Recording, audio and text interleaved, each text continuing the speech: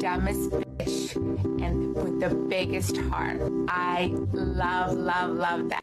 Every time I feel good, I think it'll last forever. But it doesn't. I feel like nobody is talking about how hard it is to be a Nicholas Sparks girl in today's day and age. Like, I'm 25 and I'm single and I'm a hopeless romantic. And today's day and age is not having it for that. Like, Nicholas Sparks raised me. He raised me to think of like the gentleman, Prince Charming, grand gesture kind of guy. Like, even my dad is still like that. Him and my mom have been married for almost 30 years and he still writes her a love note every morning before he leaves for work. And I am out here getting a yo, you up text, like the letter U, not even the full spelling of you.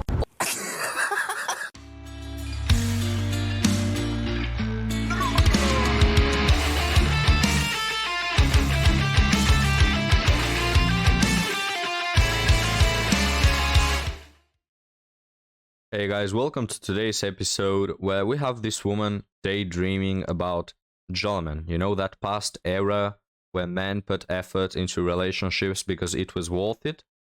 Well, now it's long gone. Chivalry is dead and woman killed it. Now let's hear the full story. I feel like nobody is talking about how hard it is to be a Nicholas Sparks girl in today's day and age. Like, I'm 25 and I'm single and I'm a hopeless romantic.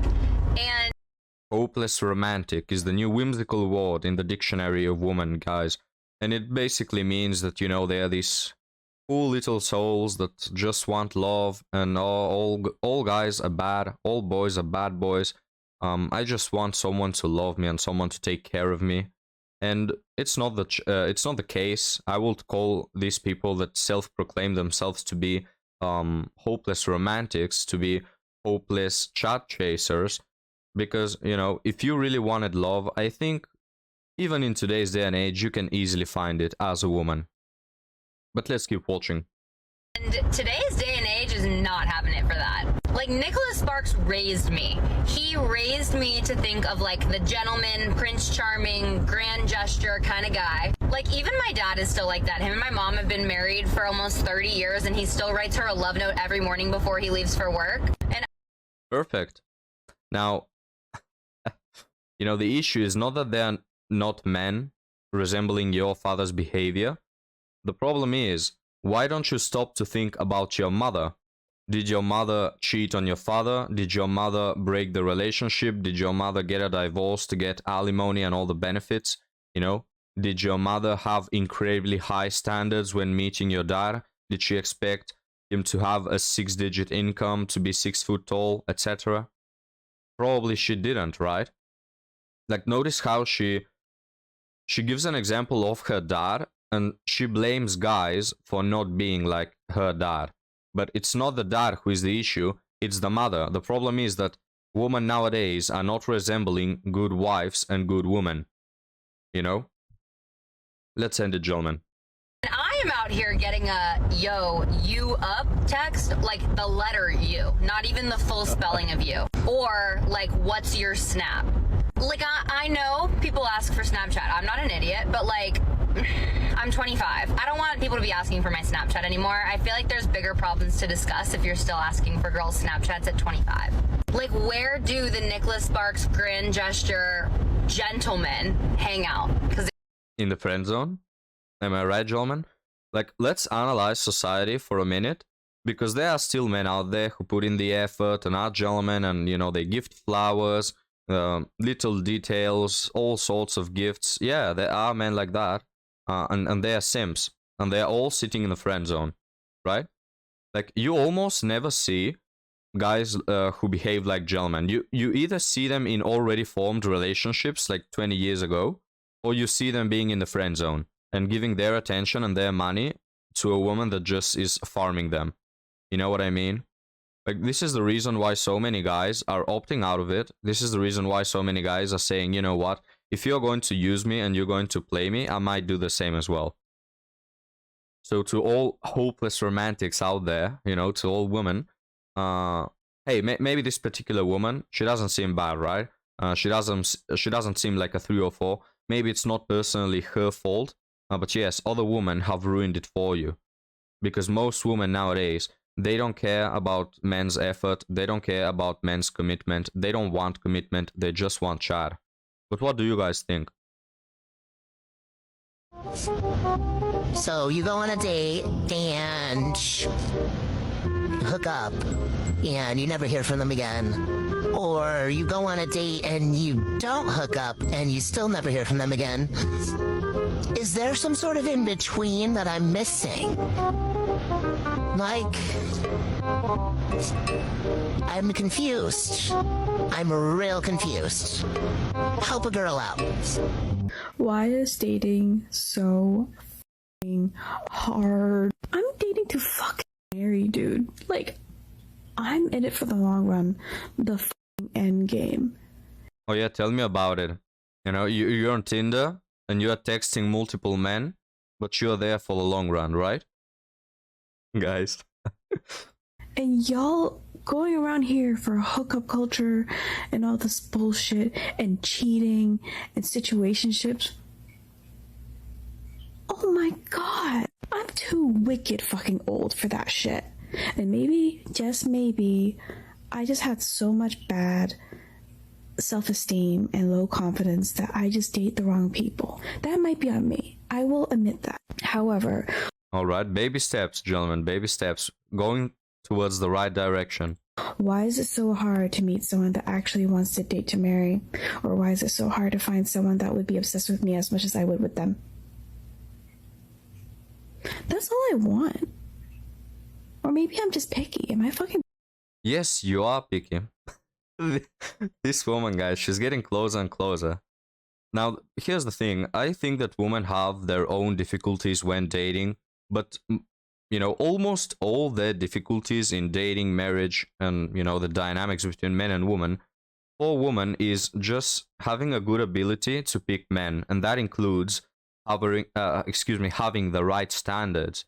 Because maybe you know what guys are bad for you, which this woman I think doesn't, but even if women know what guys are bad, there's always the case that they know which guys are good, but they still don't care about them. You know what I mean? Like, well, he's a nice person to be around. He loves me. He wants to invest in me, but he's not 6 feet tall. So I might be, you know, still searching for a 6 feet tall guy. And if they find him, guys, they will just say, well, I could probably find another one who has a higher income. You know, they're just too picky. They never settle. And this is something that a viewer wrote on one of my latest videos. He said that if you give, I think this has been said on many other channels, Manosphere ones, but if you give a man 5 women to choose from, he will make one of them, you know, one of that relationships work. And he will marry her and have a, you know, a stable relationship. If you give women 5 guys, they will never pick. They will not pick, they will not be satisfied with any of them. So they won't make any of them work. And that is the problem that women are, you know, embracing nowadays. Picky? This whole dating scene, like especially in your late 20s, I'm 29.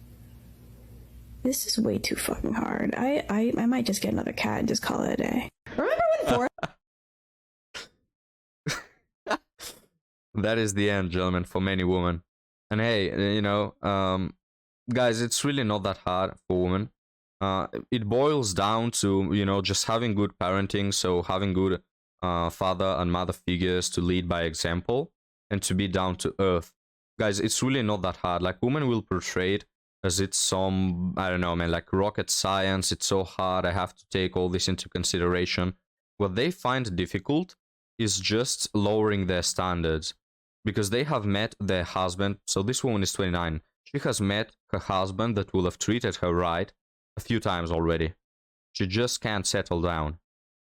I'd just call it a day. Remember when forehead kisses used to mean something? Now people are just giving them out. You know, I was hooking up with this guy a while ago for the first time. And when we woke up the next morning, he kissed me on the forehead. And I was like, wait, are we in love? Like, what is going on here? I think we need, like, hookup culture etiquette, right? Like, if you aren't serious about someone, no forehead kisses, no hand kisses, no bunny kisses? What? this together, you're meeting my parents. Okay? If you're intentionally putting your nostrils close to mine, we better be figuring out our Christmas plans. Okay, buddy boy? Okay, buddy girl, I'll tell you what. What if, instead of hooking up with strangers, you rub your nose or whatever the hell you want to do after you secure commitment? What about that? You know, what instead of hooking up with some random guy who just wants to use you, why don't you secure the commitment up front, and then he can go to meet your parents, and then you have all your future settled, you know, instead of blaming men for doing, you know, oh, we need a hookup etiquette. Just don't participate in hookups, buddy girl. Okay, here's an example why modern day dating can just be so frustrating. So I matched with this guy on Hinge, instant good connection. We started chatting really deeply quite quickly, which is usually something I love. We talked about our dreams, what lights us up in life, what we're looking for. Correction, gentlemen, which is something I love when I'm attracted to the guy. Alright? They always forget to mention it, gentlemen, but yeah, if you're not quite attractive in their eyes, you can have all the deep conversations that you want. Yeah, she won't love it. She'll just call it annoying. But when you are attractive, oh, then every conversation is welcome. For a partner, some of our values and hobbies, a lot of mutual interests, and just like a good vibe, good flow, good chatting dynamic, and started off really well. There was like an instant connection for both of us. He made it super clear that he was really Again, guys, when women talk about instant connections and love at first sight, it just means the guy was attractive. That's all it means. It's not that she saw something in his personality or that she thought he was special. No, he was probably Chad or was just, you know, attractive. And that's it. You know, women always forget to mention it. A lot is said about men only caring about looks. Bro, the whole dating apps only care about looks. You know, everything that happens in dating apps is based on superficial looks. enjoying us getting to know each other and want to keep doing so, and I felt the same way too. Here's where things changed. So we ended up asking for my Instagram and asked if we wanted to move the combo over there. I usually don't do this because I actually use IG for my work, and I just find it really changes someone's perception of me and they make like general assumptions without actually getting to know me. But for some reason in this situation I said sure, why not? And long story short, he ended up getting my Instagram. I didn't get his yet. He ended up not following me on Instagram and then just blocked me and unmatched me, and that was the end of that. I even mentioned that I usually use Instagram for work, so just like as a heads up before following me. I truly believe what's meant for me will find me, and someone Oh, I'm sure about that. that would just like so easily disregard something like that is just not the person for me.